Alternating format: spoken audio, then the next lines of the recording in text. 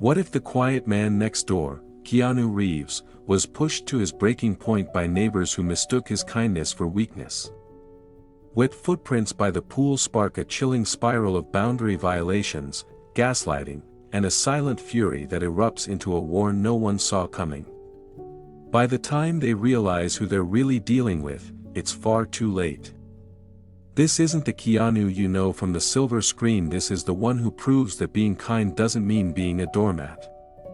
So, what do you think Keanu will do next? Will he confront the neighbors head-on, comment 1, or take a more calculated approach, comment 2? And while you're at it, tell us, where are you watching from? We love seeing your comments light up the map.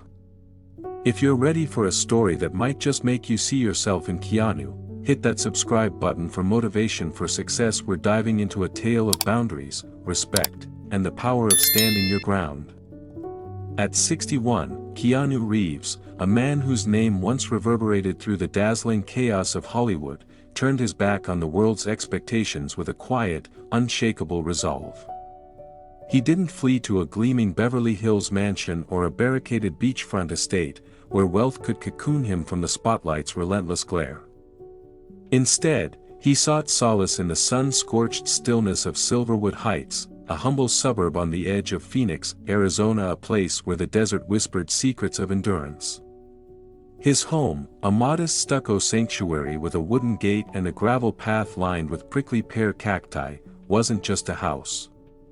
It was a refuge, a sacred fortress he had built with his own weathered hands, each brick a testament to a heart that fame had nearly shattered but could never fully break.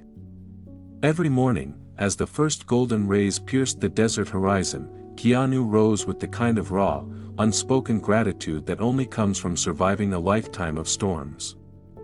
There were no alarms, no assistants, no scripts to memorize, just the tender murmur of the wind against the adobe walls and the soft, rhythmic splash of water kissing the edge of his backyard pool. Clad in a faded gray t-shirt and leather sandals that bore the scars of time, he moved with a reverence that felt almost holy, as if each step was a vow to protect the peace he had clawed back from the jaws of chaos. He swept the patio with a tenderness that belied his strength, tested the pool's pH with the care of a man tending to a wounded friend, and pruned the succulents as though they were extensions of his own resilient spirit. Some mornings, he sat beneath the pergola, his breath catching as he watched the sunlight dance across the water, tears prickling at the edges of his eyes.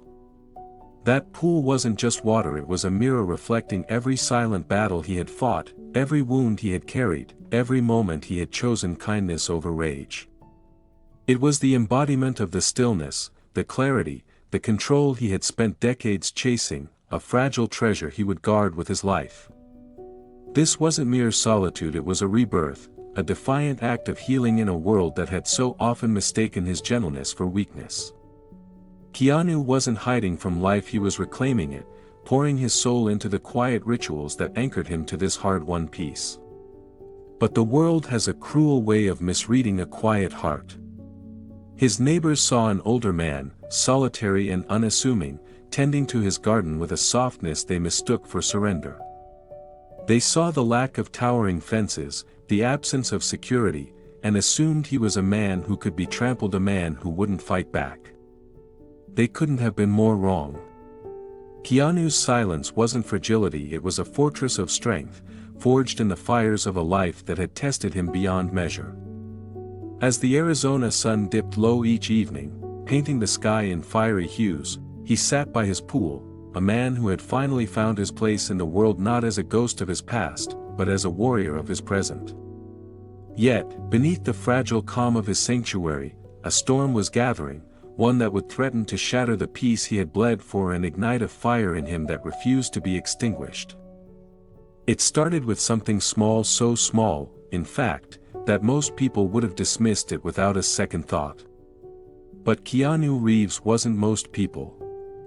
After years spent in the chaotic undercurrent of fame, he had developed an instinct for recognizing when something was off, even in the smallest details. That morning, the desert air hung still over Silverwood Heights, the sun barely peeking over the horizon. Keanu stepped out into his backyard, the familiar crunch of gravel beneath his sandals grounding him. He was carrying his pool brush, ready for his usual routine, when he froze. There they were, wet footprints, scattered across the stone path that bordered the pool. Small. Sloppy. Unmistakably recent. His brow furrowed. He hadn't gone for a swim the day before. He hadn't even stepped outside past sunset. And yet, the footprints were still fresh, trailing off toward the side gate that led to the neighbor's yard. A pool float was lying half deflated on the grass, twisted like it had been dragged or tossed. A towel not his was crumpled near the fence. Something inside him twisted. A subtle, sinking feeling. He glanced around. Nothing seemed broken. No loud music. No voices. Just the eerie silence of a boundary that had been quietly, shamelessly crossed. Maybe it was the wind, he told himself. Maybe some neighborhood kid had wandered in by mistake. But even as he thought it, he knew better. Later that morning, the answer came wrapped in synthetic charm and sunshine. She appeared at the fence line holding a mug labeled "Good Vibes Only," wearing a neon orange workout outfit and a grin that didn't quite reach her eyes. "Hi there," she chirped, extending her manicured fingers through the fence as if they were already friends. "You must be Keanu." "I'm Melanie, I live next door. The boys and I just moved in last month." Keanu nodded politely, offering a quiet, welcome. She took a slow sip of her tea. "So, my boys were absolutely enchanted by your pool yesterday. They kept going on about the hidden lagoon next door." She laughed like it was an adorable joke, like it wasn't a violation. "They're just kids, you know. Sometimes they get curious and climb a fence or two. Boys will be boys." Her voice was sing-song sweet, but her tone was coated in a syrupy kind of condescension that made Keanu's skin prickle. He said nothing, just offered a courteous smile that didn't last long. "If they made a mess, let me know," she added, waving her hand as if swatting away the idea of accountability. "But hey, you never used that pool anyway, right?" And there it was. The justification. The gaslighting. The assumption that his silence was permission. Keanu didn't respond. Not yet. He simply turned his gaze back toward the water, now disturbed not by movement, but by what it represented.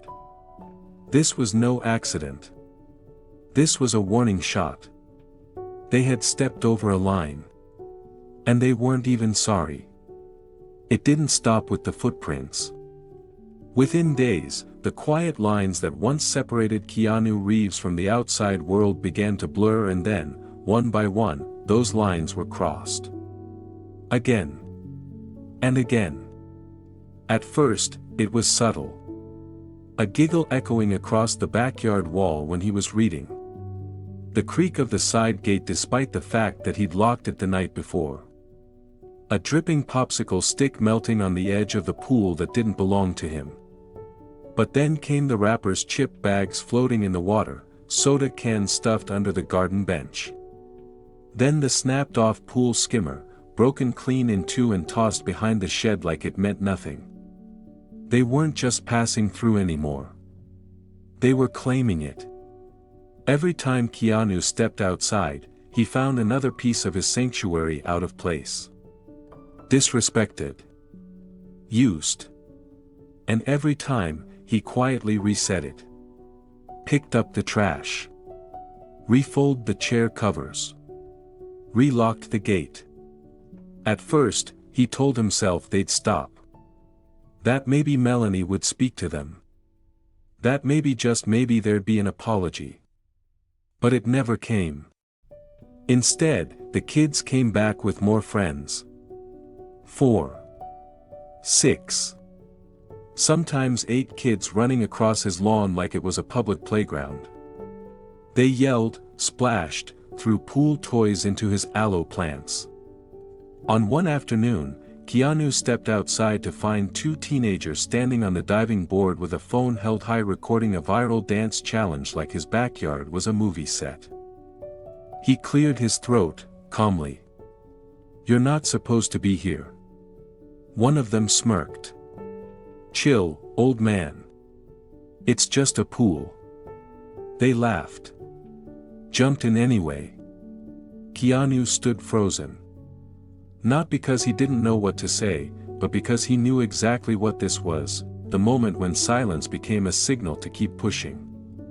That evening, he approached Melanie again. She was outside trimming plastic flowers with a glass of wine in one hand.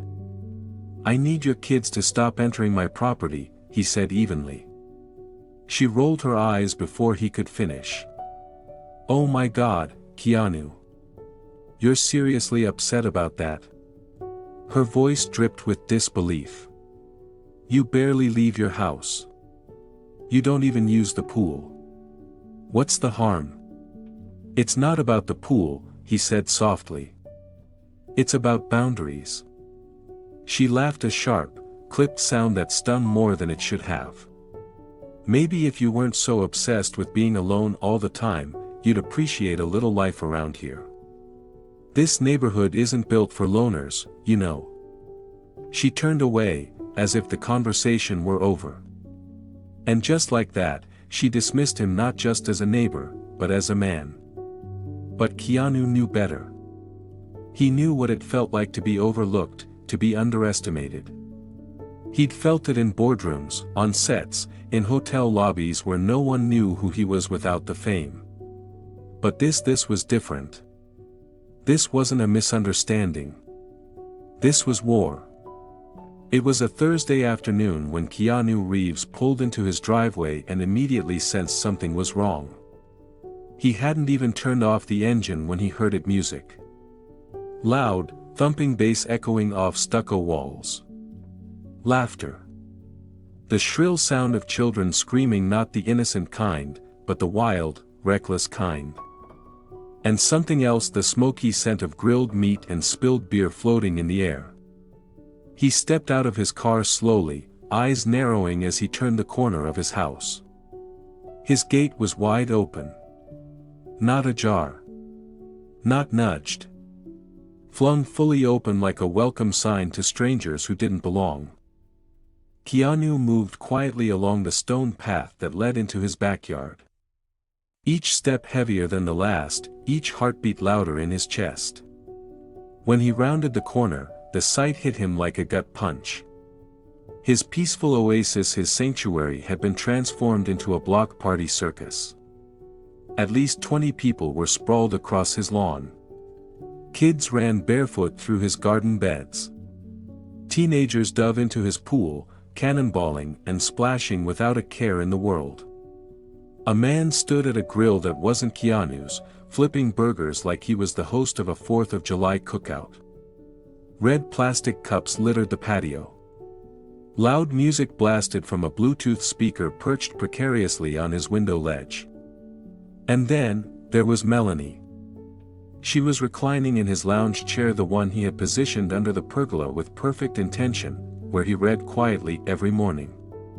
She wore oversized sunglasses, a wide sun hat, and a white bikini. A half-empty glass of wine dangled lazily from her hand like she was queen of the castle. When she spotted Keanu, she raised her glass in mock cheer. "Oh. Hey, Keanu," she said with a breezy laugh. "You're back early." He didn't say a word. He just stared. She didn't flinch. She didn't even sit up. "We figured you wouldn't mind. You never use this space anyway. And the kids were dying for some pool time with the heat and all. It just made sense." His eyes scanned the scene. A teenager knocked over his aloe vera planter. Another poured soda into the pool.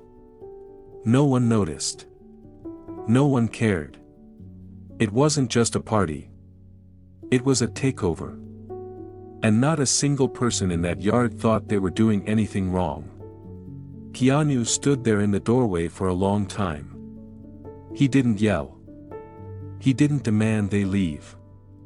He didn't storm into the middle of the crowd and reclaim what was his. Instead, he turned around, walked back through the house, and quietly locked the front door behind him. He sat on the couch and listened to the music, to the laughter, to the sound of his peace being trampled without remorse. He didn't cry. He didn't rage. But something shifted in him that night, a silent snap. Not of fury, but of decision. He wasn't going to be ignored anymore. And the plan had already begun to form. Keanu Reeves had always believed in restraint. In letting things pass. In choosing peace over pride. But after that party, something inside him locked into place. He didn't raise his voice. He didn't send angry messages or call the authorities. He simply acted. The next morning, while the neighborhood nursed its hangovers and shared photos of a party they didn't even host, Keanu drove to a quiet strip mall 2 towns over. No one recognized him as he walked into the local security supply store. He liked it that way. "I need something that keeps people out," he told the clerk, calm, direct, no explanation needed. By that evening, a new version of the fortress began to take shape. He installed reinforced locks, not the kind you could pick or jimmy open with a stick. Industrial grade. Solid steel. The type that said, "You are not welcome here." Next came motion-activated cameras. He mounted them in the corners of his roofline, hidden in plain sight. Night vision. Wide angle. Cloud backup. Every angle of the yard now had a silent witness. Then he rewired the irrigation system. A single movement across the back lawn would now trigger a row of pop-up sprinklers armed with cold, pressurized water enough to soak an intruder head to toe. But that wasn't the masterpiece. That came last. From a small white box he ordered online, Keanu poured a special chemical dye into his pool. Odorless. Invisible. Harmless. Until activated. The moment any foreign substance, particularly urine, touched the water, the dye would react, glowing a brilliant neon green blue. To most, it would seem like a prank. To Keanu, it was a line in the sand. A declaration. He printed a sign and staked it just outside the gate in clean, bold font. Pool treated with chemical agent. Unauthorized entry may cause skin discoloration. Trespassers will be recorded. The next 2 days passed in perfect silence. No laughter. No footprints. Melanie walked by once, gave the sign a loud, dismissive chuckle, and muttered, "Drama queen." But then, on the 3rd night, motion alerts lit up Keanu's phone. He watched the grainy black and white feed from his living room. 2 kids, climbing the fence. Then a 3rd. They crept to the edge of the pool, whispering and giggling. One of them pointed at the warning sign, then laughed and jumped in. Another followed. Then another. Keanu didn't move. He didn't say a word. And then it happened. Within minutes, the surface of the water began to glow a surreal, luminous green, swirling around their bodies. One of the kids shrieked. Another scrambled to the edge, staring in horror at the color staining his arms and legs. Panic. Screaming. The boys stumbled out of the pool, dripping, terrified, shouting for each other to run. Their footprints lit up in the grass like glowing evidence of their mistake. Keanu sat back in his chair. He didn't smile. He didn't gloat. But for the first time in weeks, he felt like the silence belonged to him again. Melanie didn't waste time. By sunrise the next morning, her posts flooded the Silverwood Heights community chat. Screenshots. Exaggerations. Full-blown accusations. The subject line read in all caps, "Dangerous chemicals. Keanu's pool is a threat to our kids." She framed it like an emergency. A warning. A plea from a concerned mother. He poured dye into his pool to humiliate children. He never even warned us. This is what happens when bitter, reclusive men try to live among families. The comments started rolling in. Some neighbors responded with gasps and alarm. "Is that true? That's so messed up." Others simply left a string of question marks. Melanie doubled down. "I worry about what he's capable of. What if next time it's not just dye? He's unstable. Antisocial. Anti-kid." She crafted every word with precision, framing herself as the voice of reason, the friendly mom who just wanted peace, and painting Keanu as the unhinged loner with a grudge against the world. But she underestimated something crucial. Keanu wasn't done being silent.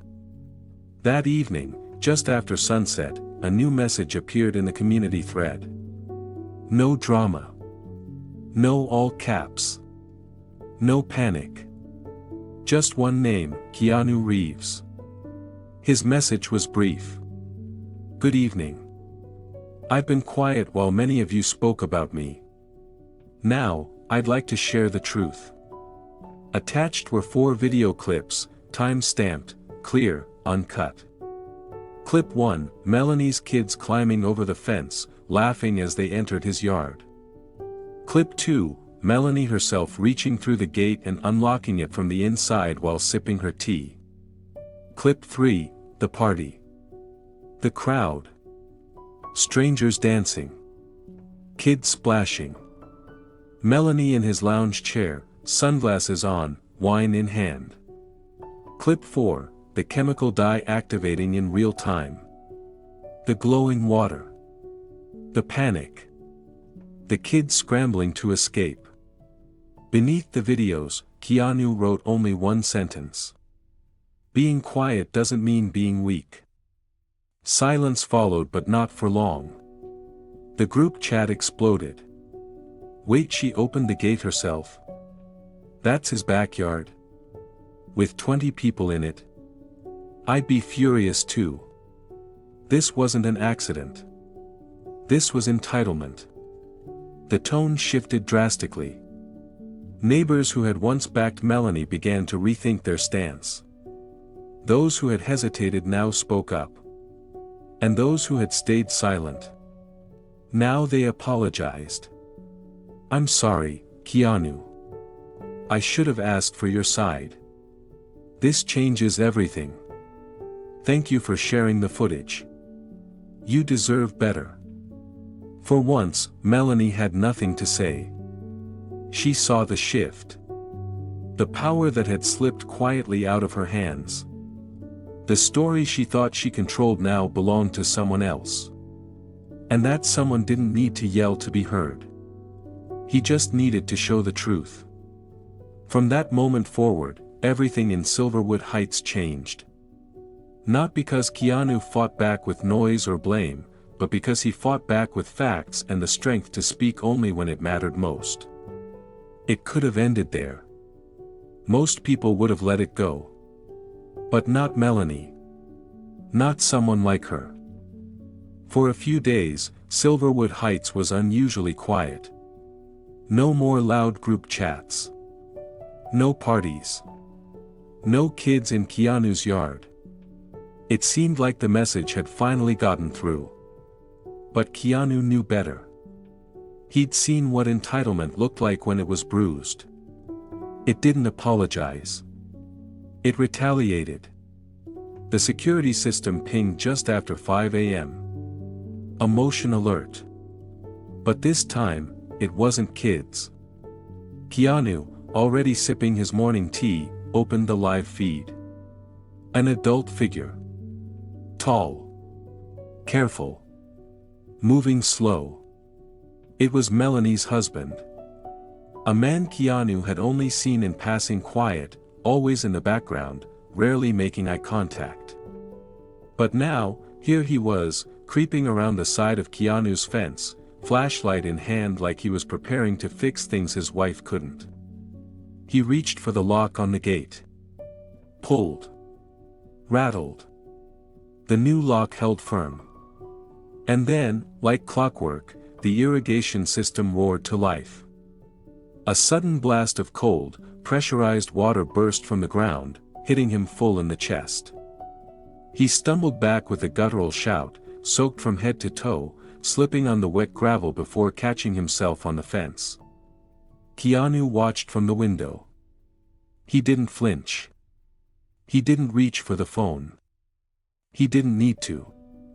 By the time the man turned and disappeared back into the early morning shadows, the only thing he'd accomplished was drenching himself in shame. Later that evening, the knock came. Firm. Fast. Angry. Keanu opened the door slowly. Melanie stood there alone, no sunglasses, no sweet tone, no manufactured charm. Just fire in her eyes. "You humiliated us," she snapped. "You made us look like criminals." Keanu's voice was even, soft, unshaken. "I didn't make you do anything. You tricked the kids. You set us up. You poisoned the pool." He stepped forward, just slightly. "I warned you. I asked you. You ignored me." Her jaw clenched, fists trembling at her sides. "You're a bitter, lonely man with too many cameras and no friends. And you're a grown woman," he replied, "who never learned what the word no means." The air between them tightened. Her voice dropped to a hiss. "You think this is over?"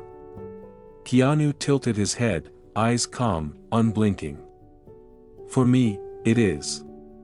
She stared at him for a long second, searching for something to say, anything to win back control. But there was nothing left to say. She turned sharply and stormed off, shoulders stiff with humiliation, soaked not in water now but in defeat. Keanu stood in the doorway a moment longer, then slowly closed the door behind him. No cheers. No applause.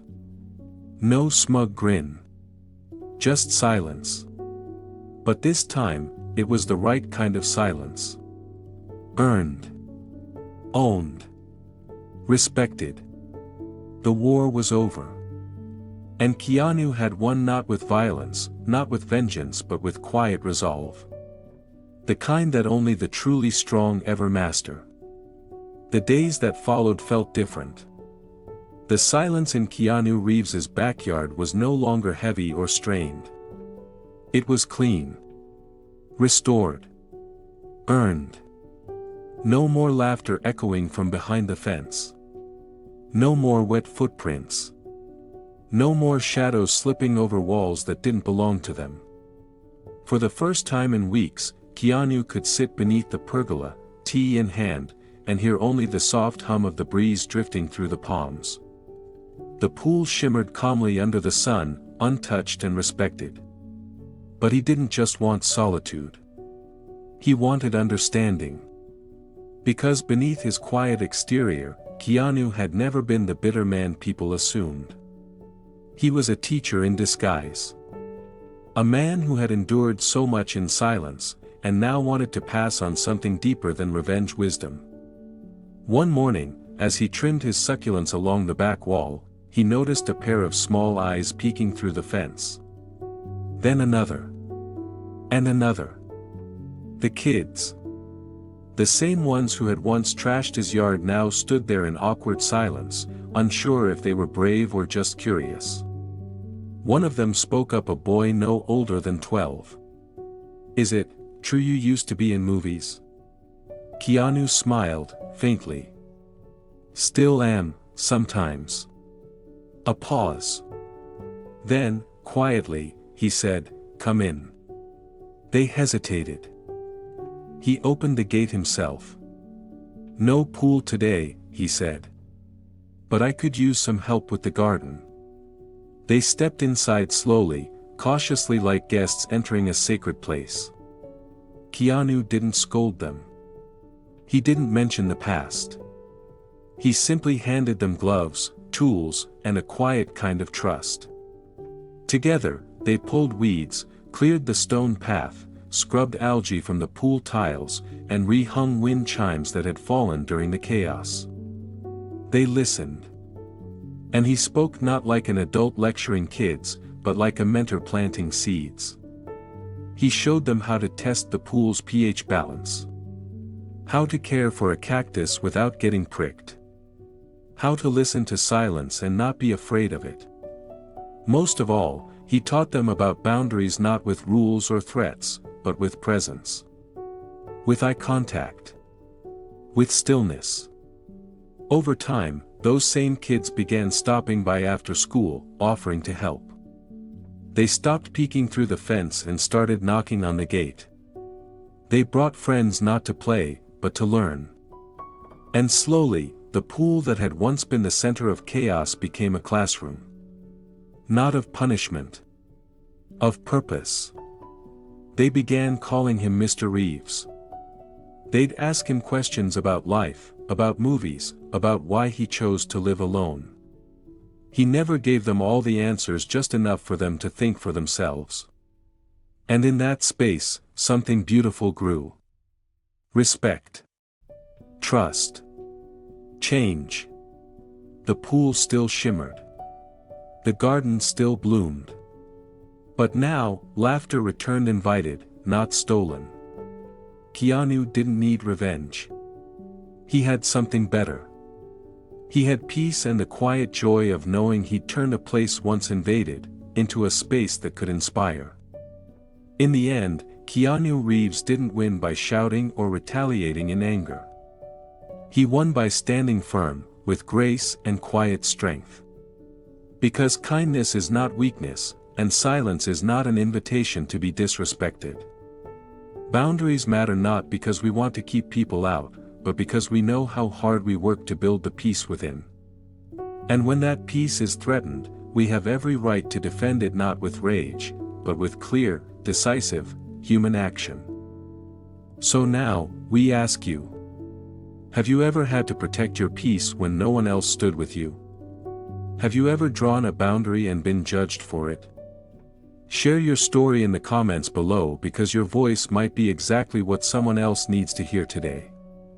And if this story moved you, don't forget to like, subscribe, and turn on the notification bell so you never miss another powerful lesson here on Motivation for Success. We'll see you in the next video, where the quietest moments often carry the loudest truths.